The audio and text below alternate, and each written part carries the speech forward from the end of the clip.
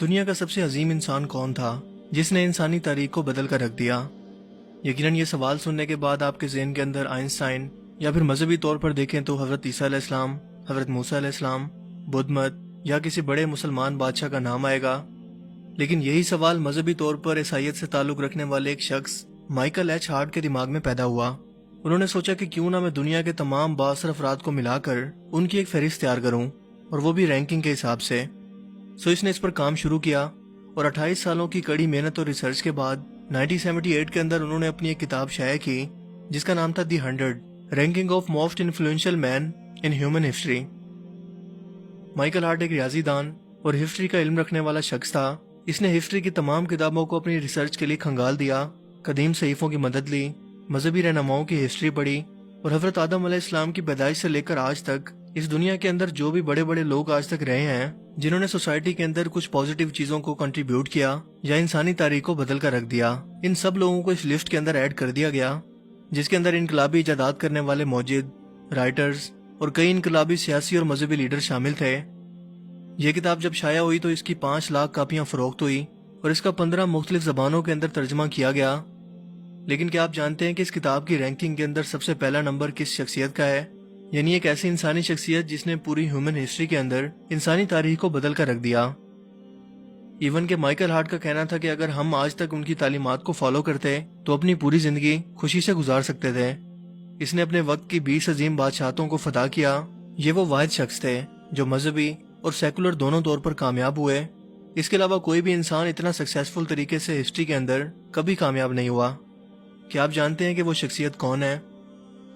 وہ ہے ہمارے پیارے نبی حضرت محمد صلی اللہ علیہ وآلہ وسلم کی بابرکت شخصیت، جن کا اس لسٹ کے اندر پہلا نمبر ہے، جبکہ اس لسٹ کے اندر آئزک نیوٹن کا دوسرا، حضرت عیسیٰ علیہ السلام کا تیسرا، عمر بن خطاب کا 52 یعنی 52، اشوکا کا 53 اور مہاتما گاندھی کو رکھا گیا اس رینکنگ کے اندر 107 نمبر پر یعنی 107۔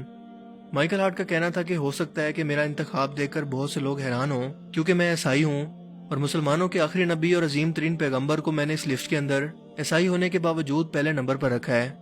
ہو سکتا ہے کہ آپ کے دماغ کے اندر اس سے ریلیٹڈ بہت سارے سوال ہوں، لیکن میں اب بھی یہی کہوں گا کہ میرا انتخاب یہی ہے کہ دنیا کے تمام بااثر افراد کی فہرست اگر تیار کریں تو محمد صلی اللہ علیہ وآلہ وسلم کا نام سب سے اوپر رہے گا، اور وہ دنیاوی اعتبار سے دنیا کے سب سے کامیاب ترین انسان ہیں، جبکہ حضرت عیسیٰ علیہ السلام تیسرے نمبر پر اور گوتم بدھ چوتھے نمبر پر ہیں۔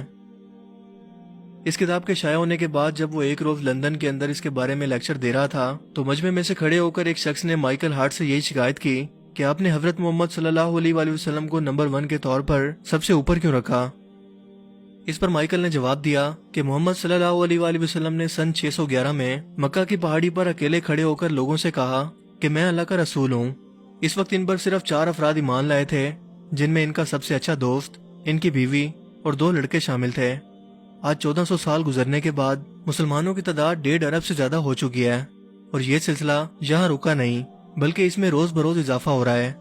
اور آپ جانتے ہیں کہ اس وقت دنیا میں سب سے تیزی سے پھیلتا ہوا مذہب اسلام ہے، جس سے یہ ثابت ہوتا ہے کہ وہ جھوٹے نہیں تھے، کیونکہ جھوٹ 1400 سال تک کبھی چل ہی نہیں سکتا اور نہ ہی کوئی 1.5 ارب لوگوں کو بے وقوف بنا سکتا ہے۔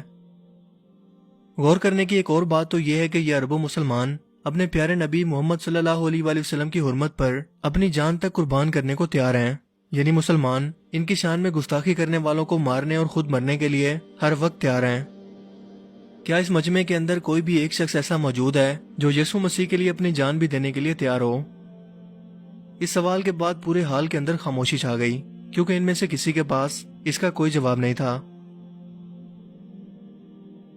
اگر آپ کو بھی اپنے پیارے نبی صلی اللہ علیہ وآلہ وسلم کی شان پر فخر ہے تو اس ویڈیو کو دوسرے لوگوں کے ساتھ بھی ضرور شیئر کریں تاکہ پوری دنیا کے لوگ اس کے بارے میں جان سکیں۔ اب میں ملوں گا آپ سے ایک نئی انٹرسٹنگ ویڈیو میں، تب تک کے لیے اپنا بہت سا خیال رکھیے گا۔ Thanks for watching this video. اللہ حافظ۔